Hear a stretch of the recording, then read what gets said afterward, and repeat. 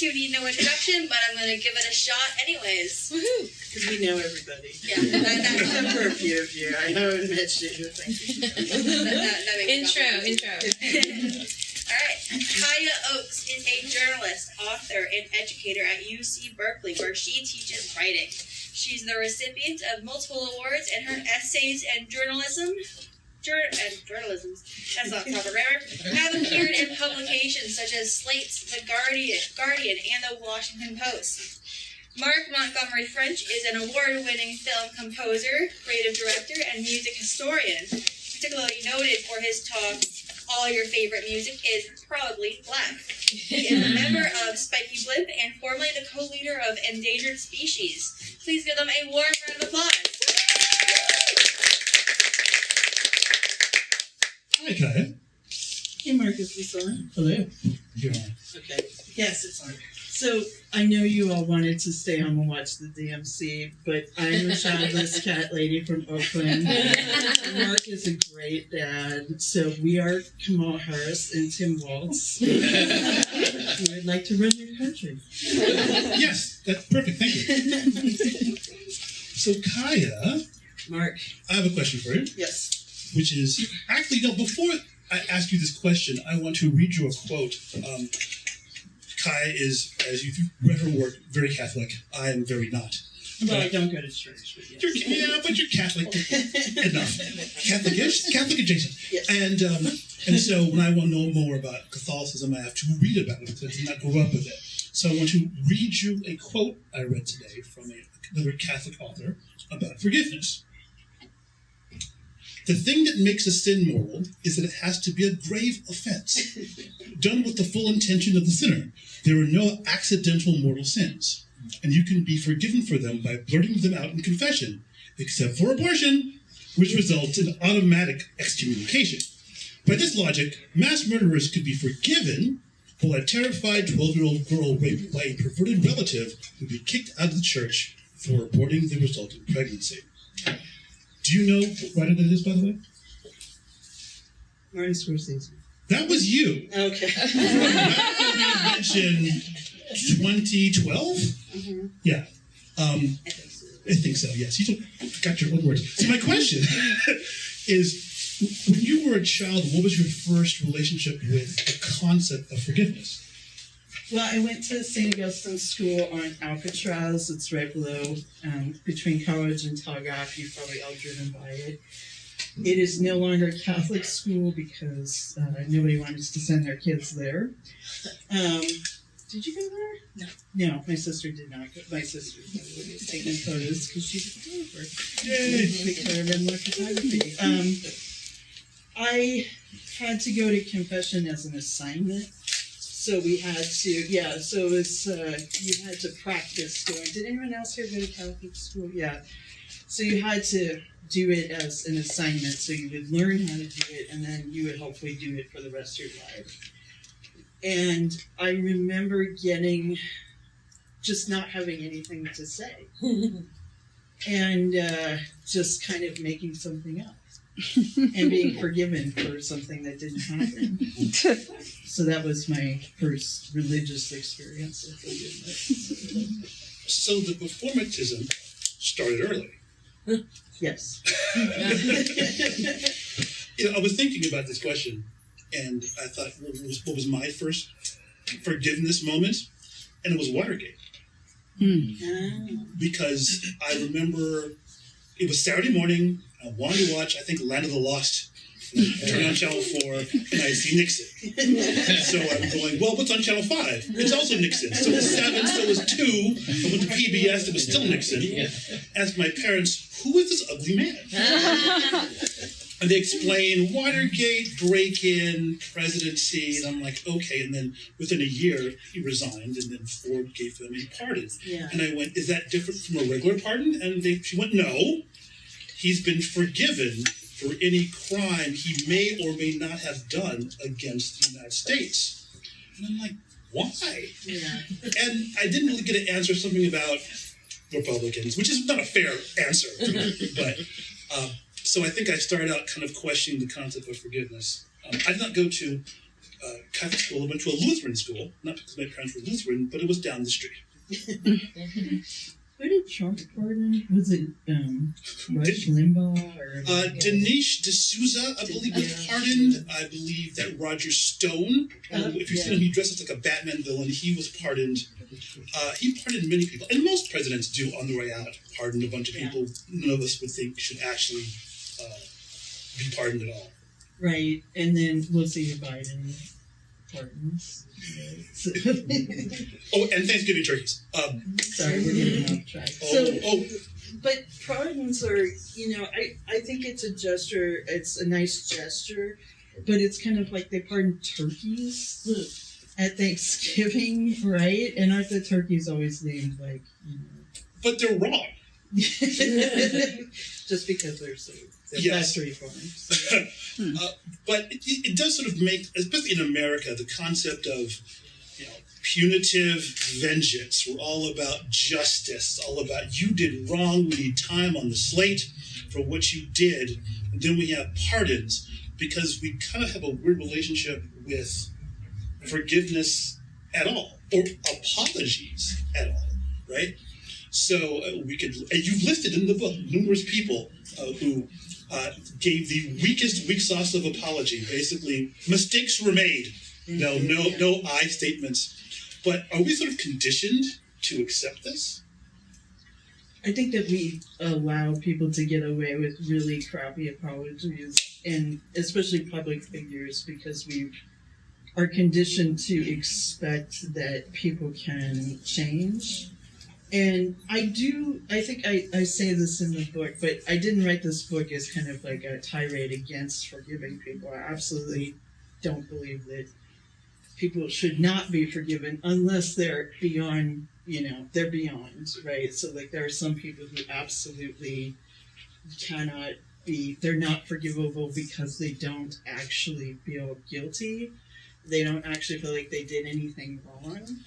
And I'm sure we could all think of like 5 examples off the top of our head. Right now, like there's Diddy, Poppy Combs, right? There's R. Kelly, who I think was still denying he did anything, even while he was being sent to prison. Kevin Spacey recently, again, denied. I think there's like 100 people who come forward and accused him.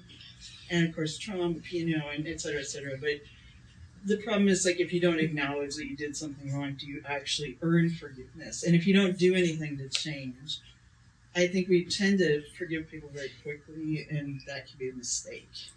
So you mentioned in the book, which if you've not read the book, is a great book. Thank you.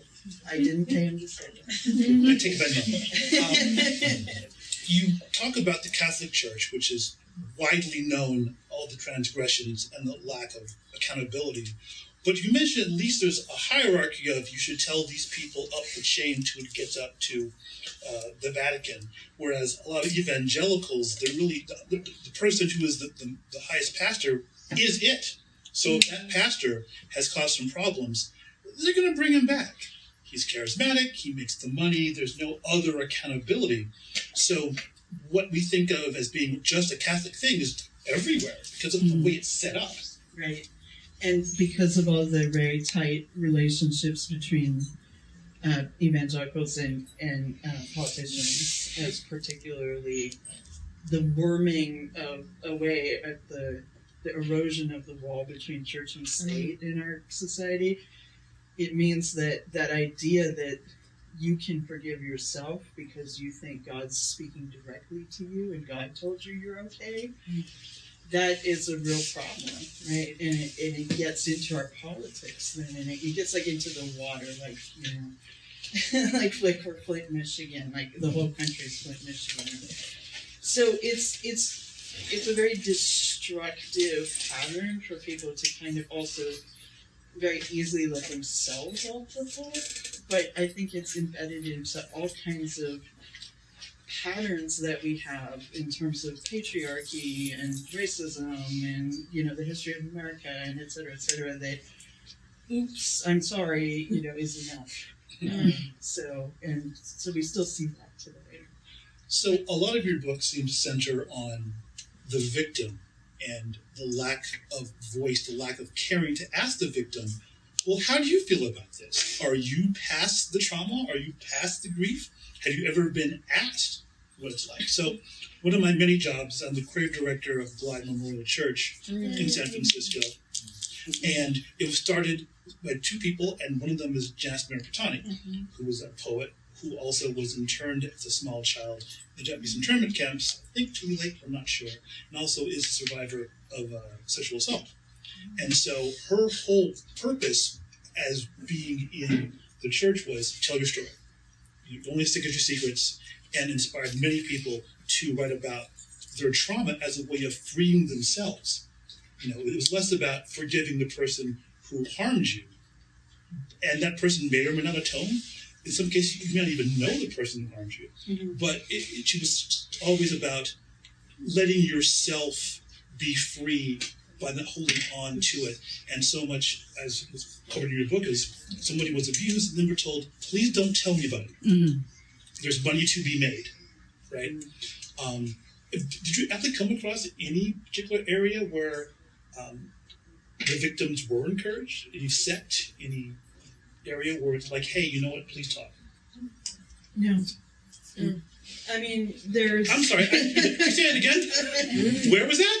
So, no, not really. I mean, if there was a case where they're trying to get rid of somebody, if there's a case where, somebody is, they want to fire somebody, they'll encourage victims to come forward, right? We really need you to come forward because we need to get rid of this person. So I'm going to tell a little anecdote that has nothing to do with me personally, but when I first came to work at Berkeley, I worked as an administrative assistant in the School of Education, and I was, 26, 27, I was pretty young, I was just out of grad school, and the head of the department came over to me and said, has Professor blah, blah, blah ever done anything to you? I'm like, I just started working here, dude. I don't know anybody, what's going on? And the other woman, the administrative assistants are the heroes of the university, by the way. And all of them have worked there for 57 years.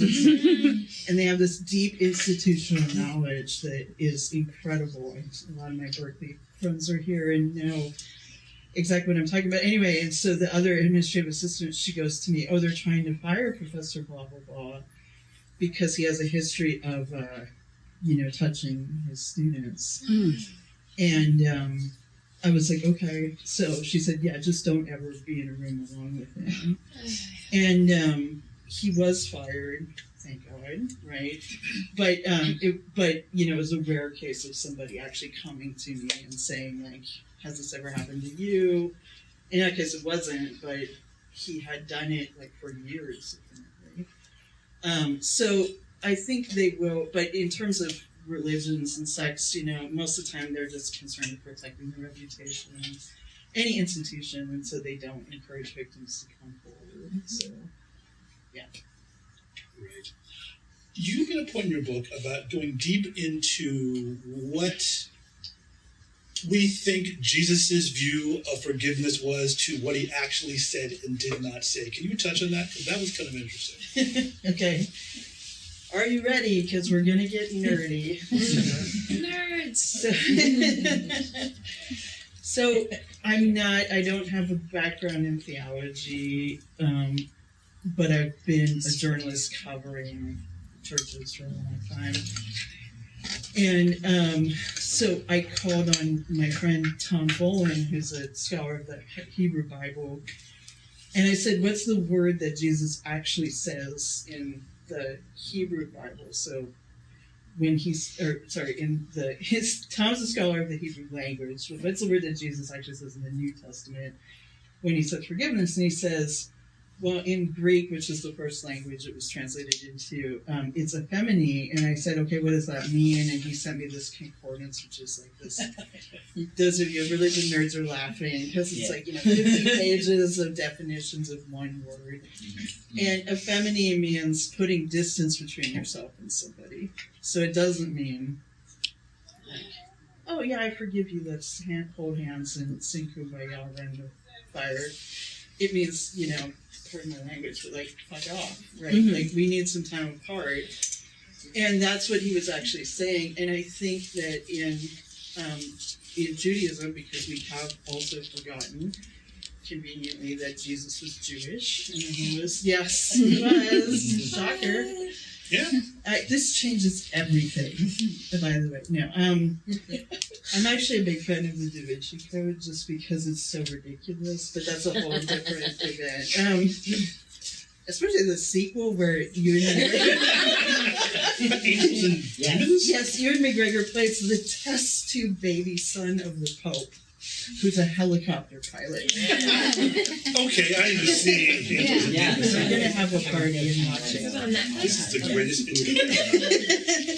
Anyway, so then later I read a book by and talked to my friend Rabbi Daniel Ruttenberg, who is a very prominent feminist rabbi from Chicago, and she said absolutely in Judaism there has to be atonement, right? Before forgiveness, people have to they have to act. And I really recommend her book. It's called On Repentance and Repair. It's very good. She got a book award from Ayanna Pressley, so that's how good it is. But it made me think a lot about our idea that, because America was founded by Puritans and was founded by Christians, that we all have to just forgive everybody everything. But that's not actually what the Bible says. So that's my nerd discourse. And by the way, Angels and Demons is so good. The book or the movie? The movie. I would Thank you not for clarifying. even pick up that book because the writing is absolutely terrible. I mean, he's a professor of symbology at Harvard, which doesn't exist. Harvard had to issue like a statement. This is not an actual discipline. Do not come to our school. They could have started one. I mean, that would be perfect promotion, right? Anyway, it's a really fun movie. The third movie is terrible. So, yeah. Good to know. But thank you for that answer. You're welcome. So, yeah, atonement seems to be the part that is missing from our culture. Again, we seem to be in a culture of one man and with a knife will solve everything and do agriculture by himself and pull himself up by the bootstraps he made by hand. And that kind of goes against the concept of, quiet contemplation about whether you wrong someone. And you talk about also one of the purposes of atonement was to think about the community and think about bringing a person who has fallen back in the community if they've done enough good works in atonement. And that is great if people have more of a concept of community, right? Even though everybody really does, even all the alpha males you see are all being alpha males together. I'm in the same group with these people, and we're all individuals, we all look the same. But I wonder if this is like an American issue. Like we have an extra problem because we're not as community-minded as let's say, any other culture. Right. Yeah, I mean, we're a supremely individualistic nation. I was thinking about that tonight because I was not listening to the DNC because I took NPR off my radio during COVID. I was like, I cannot stand these voices. But sorry, I'm injecting some levity. I'm injecting some levity because the book can be a little serious, but also because I just like to talk shit, and you all know that. So anyway, so the thing about our individualistic nation is that, again, the country was founded by people who only cared about themselves, right? They did not care about the people they were enslaving and killing and serving and all that stuff. They were very much like manifest destiny. We're going to conquer this nation. We don't care who's already there, etc. As a result of that, we kind of have lost that sense of community responsibility. So part of why I wanted to write this book is because I was introduced many years ago to the concept of restorative justice, which many of you are familiar with, which brings the community into the forgiveness conversation. So it's, so if somebody has done a crime or done harm to somebody else, restorative justice not only focuses on criminal victim, but also criminal victim community. And so what does the community need to heal? Now, I grew up in Oakland, and it is a city with a lot of trouble, a lot of problems. But there is a school in East Oakland, and I'm blanking on the name of it right now. Fremont, thank you. Fremont, and they have started doing restorative justice with the kids. And so if two kids fight on the playground, they have to sit in a circle with other students and kind of work out, like, what do you need, and also what do you need, because you had to watch this, or like you got hit by a flying shoe or whatever.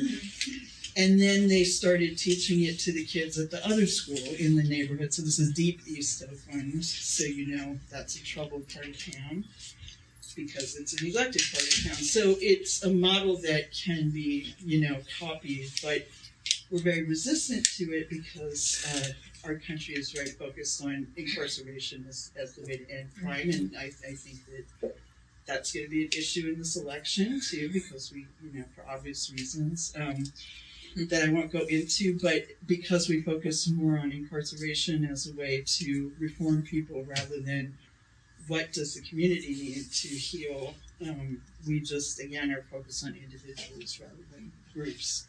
So I think it is an American problem, although there's many other countries in the world that have much, even harsher justice systems than we do.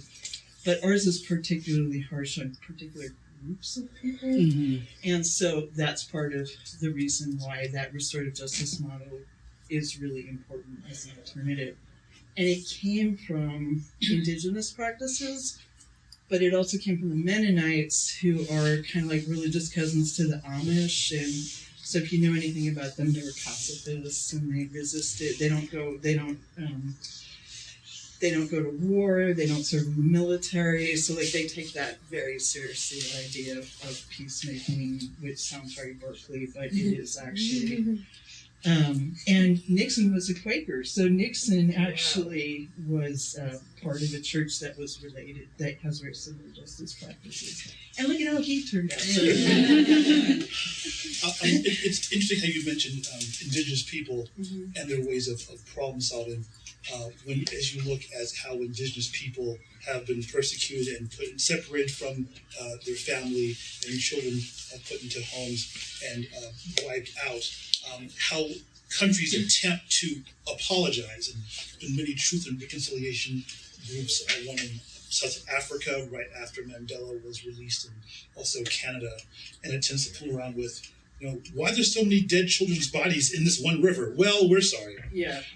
But how it's hard to accept sorry for all the dead children's bodies when there's no actual payoff other than the lip service, because that's kind of free. It's easy to say I'm sorry. It's hard to actually prove you're sorry. Not that money is the only thing, but it tends to be a way to get people to maybe not do that again. Mm-hmm. Yeah. But I had a question in terms of now that you've written the book and have spent, how many years did it take you to write the book? 5. Wow. I mean, I wasn't writing like nonstop. I have a job. But I mean, including from the first time I started writing the essays and doing the reporting that went into the book was around 2018, and it's 2024, so yeah. You mentioned in the book that you wrote an article about the limits of forgiveness to an unnamed periodical and turned it down because that wasn't cool, man. Is part of that in this? Yeah. Okay. So this is your vengeance. I'll make a whole book about it. Okay, great. Have you changed how you react to people when they wrong you? Or is it more nuanced, or is it still basically, well, fuck off, I know it's part of your behavior. Which is fine. Yeah, so I'll tell you another anecdote, and it's the anecdote wheel. Let's spin it again. So as many of you know, I've been sick for a year, and I had cancer, and I went through treatment, and I was debating whether to talk about it publicly or not. I didn't tell people I worked with. I told my family, I told my friends, and then I was like, do I talk about this in a public-facing way? I don't know, because that's gonna invite in people who I don't want to, like whatever. But I'm like, okay, I'm a writer. Like, here's my opportunity to talk about, problems with diagnosis and problems with how we, talk about cancer in our society, et cetera, et cetera. But out of the woodwork, as a result, I wrote about it in my Substack, which, you can subscribe, 𝙤𝙤𝙎𝙤.com. I don't charge for it, by the way, it's free. And a couple of my ex-boyfriends came crawling out of the woodwork. Now, Mark is making that face because my husband, who's in LA, helping his niece move into her dorm for college, which is really sweet. Yay. My husband and Mark have been friends for longer than I've known, or 30 plus years. When was a long time? 92? 90 years. Oh. And then 92 years. Yeah. And I met Sage in 97 when I was working here. Yeah. So this used to be Black Oak Books, and I was the events coordinator here. And Jen, who's over there, worked at another bookstore called 𝙤𝙤𝙎𝙤, which was a New Age bookstore. So only old Berkeley heads remember Jen with the pink hair from 𝙤𝙤. And so these were guys I dated 30 plus years ago, right, before I met my husband. And they come crawling out of the woodwork like, oh, Kai, I'm so sorry to hear you're sick. And by the way, I'm so sorry I was such an asshole. And I really wish I treated you better. And my parents think you're great. One of them said, my parents still talk about you. Well, What happened to her? Did you follow up with buy my new book, Not So Sorry? Because I would have. No, I just deleted the emails because I didn't owe them an apology, right? Why did it take you reading that I might die, which hope I won't, by the way, that to say you were sorry? It took that, because, I'm pretty young, and they go, oh my God, if someone my age can get cancer, maybe I could get it too, right? And, yeah, so I just deleted the emails, but I thought a lot about it before I deleted the emails. But the reason I didn't, because I didn't feel like you've never reached out to me before. We never had a conversation after the breakup 30 plus years ago, right? And now here you are, like, showing up. What do I owe this person? So many of you have probably had similar stories, right? Someone comes out of your past and maybe they're going through recovery, which is totally a legitimate thing, by the way. I really believe recovery saves lives, but you have to decide what to do when somebody comes to you with that. And in that case, I didn't feel like they'd done anything, to earn it. In some cases, people have come to me and asked for forgiveness, and they've really worked on themselves. And in that case, I'm happy to hear it. So, so there you go. Wow. Well, it's amazing he held that grief or sadness for that long. He could access it. Because some people just forget. Like, forgive and forget, or I just forget. And that he could pull it out and go, I've never dealt with this. Yeah. That's kind of, that's testament to you, actually, how you affected this man's mind. Yeah. But I will haunt you. yes. But yeah, it's there are people in my life who I have not forgiven, and now I feel justified, actually, after reading the book. Definitely. To the point in which I just kind of said as a young adult, how many toxic people do I want in my life? And the answer was, well, 0. So once you say 0, then it's sort of easier to make a decision about, well, I know this person is my father, but he has to go. Yeah. He crossed the line. And if he wants to atone, apologize. Let's start with that. And then maybe atone, and then maybe, but the power dynamic of having your father cross the line and him wanting you to apologize, I'm like, no, that doesn't, I've had 25 years of that one. How about no more? So But I also felt weird about it because I'm like, well, should I be forgiving? Because you want to be considered a forgiving person in most cases. You want to be considered someone who is understanding and then realizes there's more nuance than that. You can. I'm not going to forget. I'm not on that level. But the idea of like, yeah, the concept of forgiving and you go over there forever. Yeah, I'm down. I am down with that. Yeah. I wonder if it's time to take questions from the audience. If you have any. Otherwise, you can now have cookies. Just talk. Yeah, thank you for your presentation. It was very interesting. I have a question about a point you made. Can you hear me? About history. Especially when you said, actually, I agree with you when you say that USA is based on individuality more than community.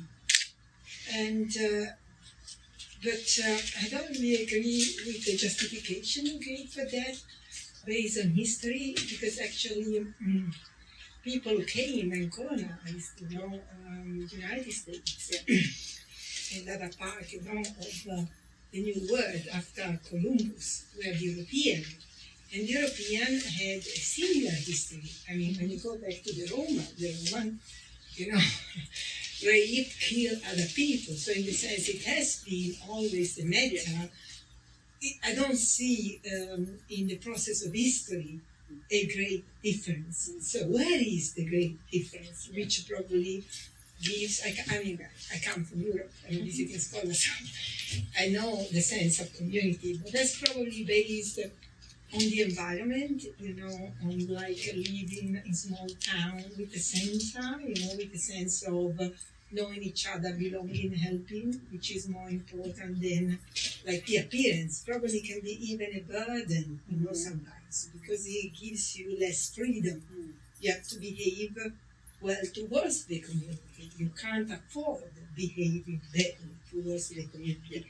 And that's probably something I've experienced also in Japan, but even then they had a sort of conquering, relationship with the neighboring countries. The Koreans probably, they say, we forgive but we never forget. What they did in World War II, especially to all the comfort women and so on. So I wonder, is it more based on a sort of ideological economic development? Is more rooted in a sort of capitalism, is individualism more than in history? I mean, just a question that I'm asking loudly, I don't know. Although I experience it, as European, I see it in the sense that the individual is at the center of attention and that the community comes second. In Japan, it's totally the opposite. The community comes first and then the individual comes second. Right. Yeah, thanks. Thank you. What's your name? Stefania. Stefania, nice to meet you. I think that's a really good question. I think we could all talk about this, right? Like the question of how much does capitalism have to do with this? Obviously, part of why our country is so individualistic is because of the myth of the meritocracy.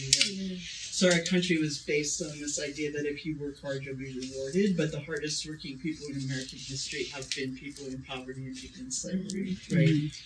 And so the problem is that idea persists anyway, right? We know that it's not true. But I mean, because I teach at UC Berkeley, I see a lot of students who are the children of immigrants who are taught, that material success is what's going to get you ahead in this country, and you have to think about yourself first, right?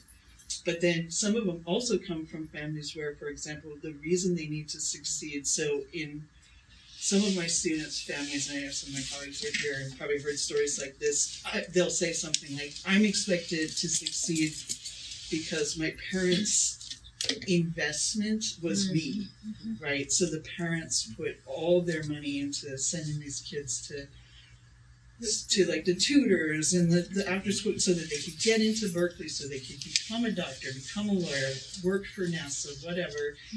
And then they are expected to financially care for their parents, right, into old age. Now, that's something that I was not taught, right, in my white, lower middle class family. It was more just like go explore, do things, see the world, whatever.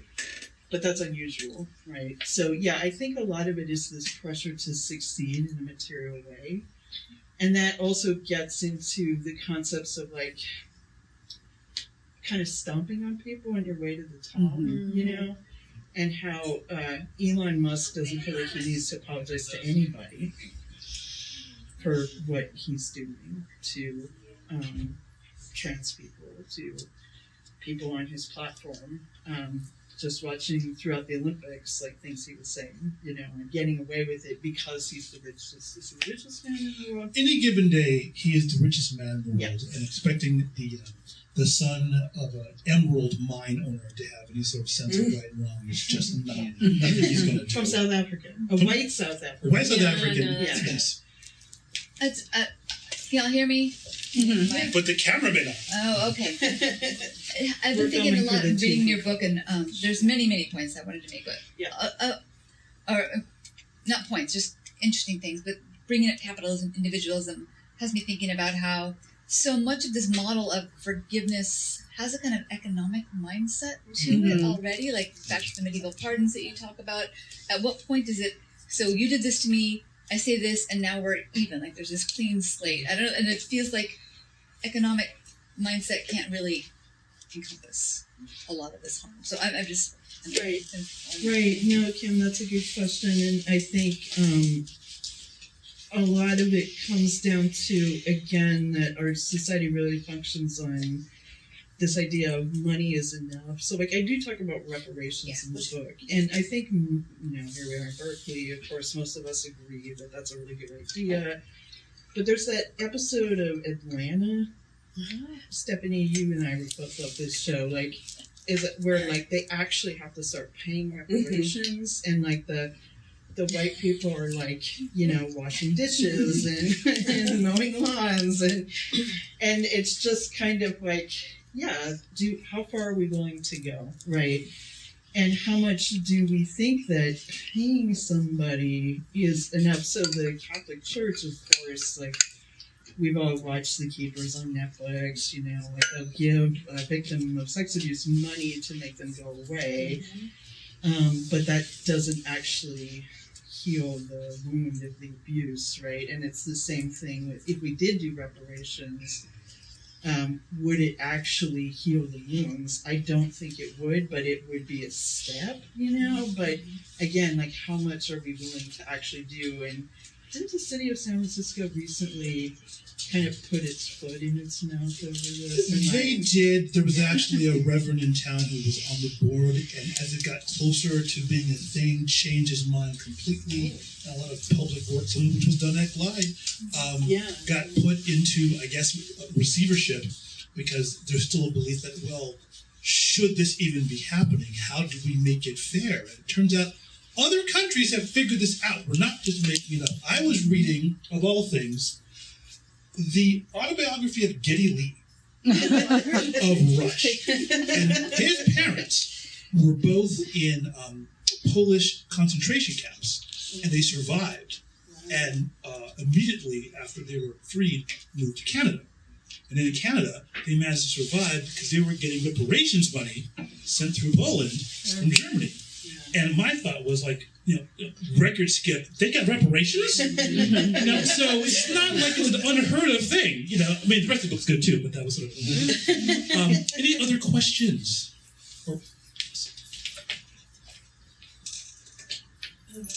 I was thinking about the founding, like the cultural impact of who we think, the stories about the founding, right? Because that's what we've got, as opposed to whatever they really did or didn't do. Right. And when I think of Puritans, I think of the kind of Protestantism where you don't get forgiven, you blow it, and it's done. And I feel like that's like the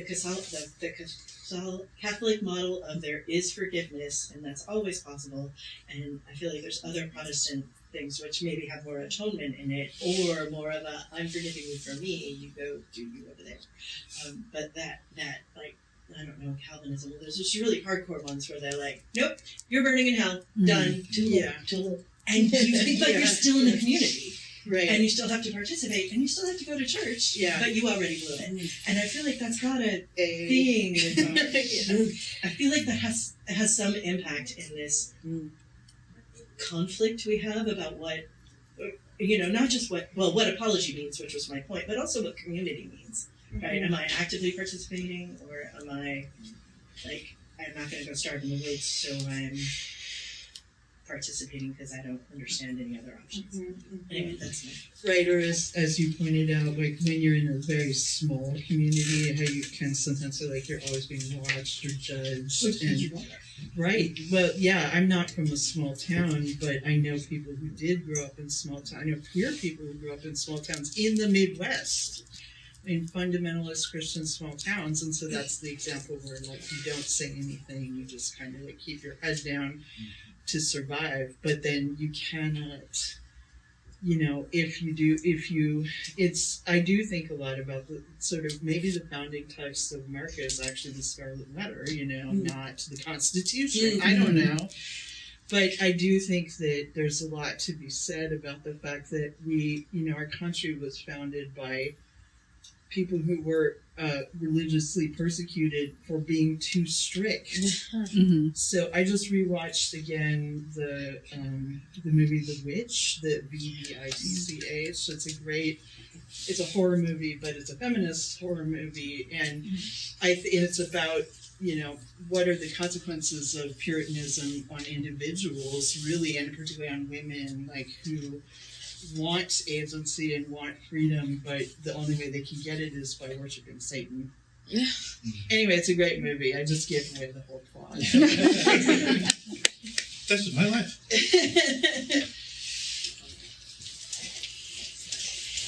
Thank you. So, if I have never seen the Da Vinci Code, will I enjoy Angels and Demons? Yeah. I mean, Ewan McGregor test tube baby son of the Pope who flies a helicopter to destroy this nuclear weapon. Okay. And also, the Da Vinci Code is a terrible movie. Yeah. Angels and Demons is the only good movie out of the trilogy. You're right. The only good thing about the Da Vinci Code is that it turns out that Mary Magdalene's great granddaughter is Amelie from the it's Audrey Tattoos. Wait, which movie is that? That's it. Okay, good. So now I'm all caught up. Their plots are not connected. Their plots are not connected. Okay, I probably have to get some more streaming things for Da Vinci Code, but I have a very important question. I'll give you my Netflix sign in. I think that I know this about you, Kaya. I've known you for a long time, and I really respect your writing and your brain and all the things. But your style is also really important to me. So you've been a curator SF shopper for some time. Are you still? And what do you recommend? So I try to wear clothes that are made by slow fashion. There you all wear this, or fabrics that are. So my dress tonight is made from recycled bottles. It's actually from a ring layer, but. And my shoes are from 𝙤𝙤𝙎𝙤, which is a co-op. So I didn't know if you all knew that those comfy shoes that UC Berkeley faculty and staff love to wear. It's a worker-owned company. So Curator SF is a woman-owned company out of San Francisco, and Jen's dresses.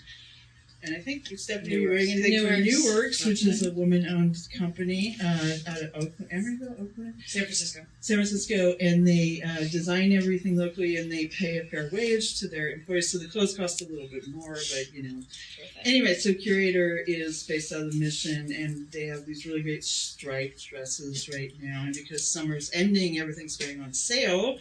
But because summer in California ends in December, and we'll be on fire until then, we can wear cute dresses until then. So thank you for asking that.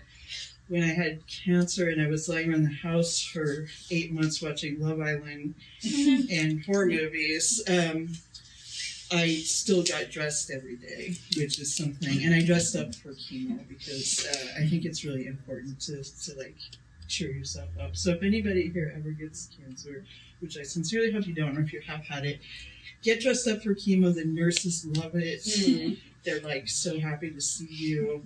Wear a different wig every time. Mm. So, yeah. Awesome. Any other questions? Yes, you in front.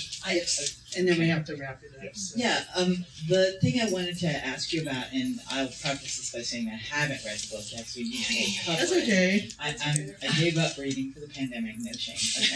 Okay. N.K. Jemisin said the same thing, and that made me feel a lot better. But anyway, is that you mentioned restorative justice, and for me, the way that it comes up in the communities that I deal with, the nonprofit I run, is in consent-based communities, and it has become very much a thing where folks are like, you have said that there has been a consent violation. We now want you to engage in this process.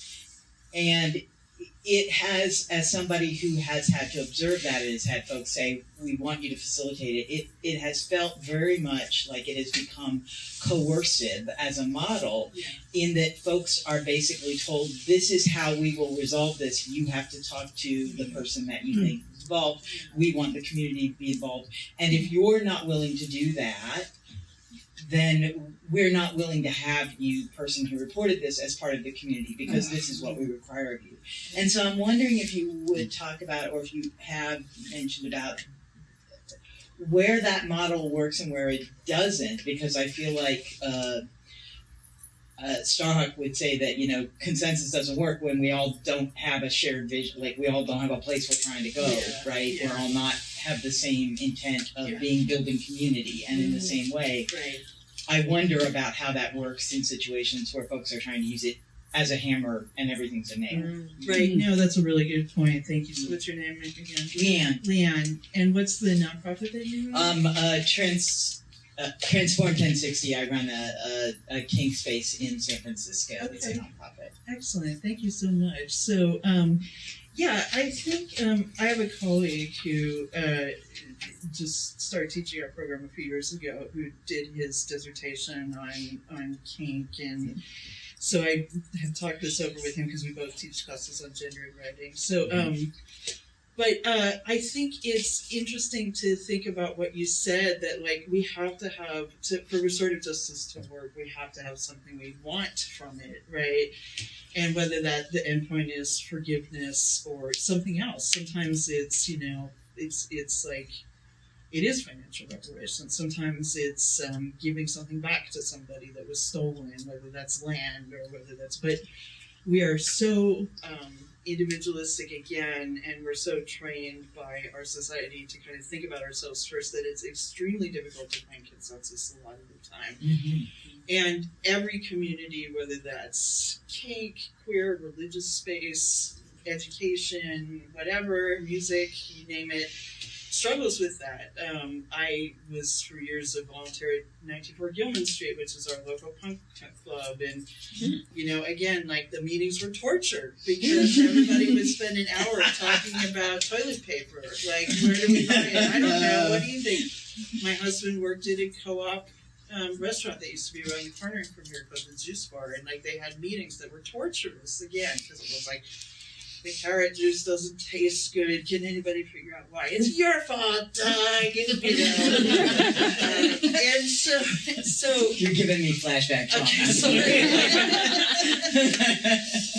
but there's a lot of passive aggressiveness. But I think that I do think that when I think deeply about this, and for a long time, which I did while I was writing the book, I do think we essentially all want the same things out of life, which is to find self-fulfillment through whatever means that is. And we need a community to get there. And I sure as hell discovered that when I got sick, right? And I think that we discover it every day. But I think that our communities change and they evolve, and we have to really learn to listen to one another and not talk over one another, which is our tendency, right? So that's a little bit of a happy clappy answer, but I want to end on a high note. And I also want to take a minute before we do end to talk about helping out my friend Mark over here, because his He's the touring bassist for a queer country band. Yes. Which is called Secret MC Society. So I've been their manager for years, and the touring bassist because their bass player is in Japan. And they got into Americana Fest, which is the largest Americana conference and festival in America. So it's literally the biggest thing that's ever happened to the band in the history of the band. So there's a GoFundMe to help send 5 people and feed them for a week. So if you want to come see me afterwards and help. The leader of the band, Cindy Emsch, also is putting together 3 different concerts featuring many queer acts of color, which will be in short supply in Nashville, Tennessee. Just to give you a heads up. Rhiannon Giddens has to do a lot of work.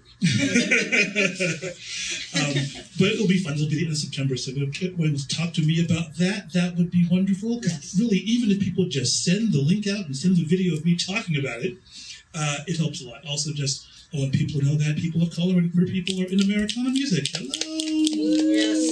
And you'll post the link when you post this video. Yeah. When I post the video, which will be soon, I'll have the link. Thank Yeah. you very much.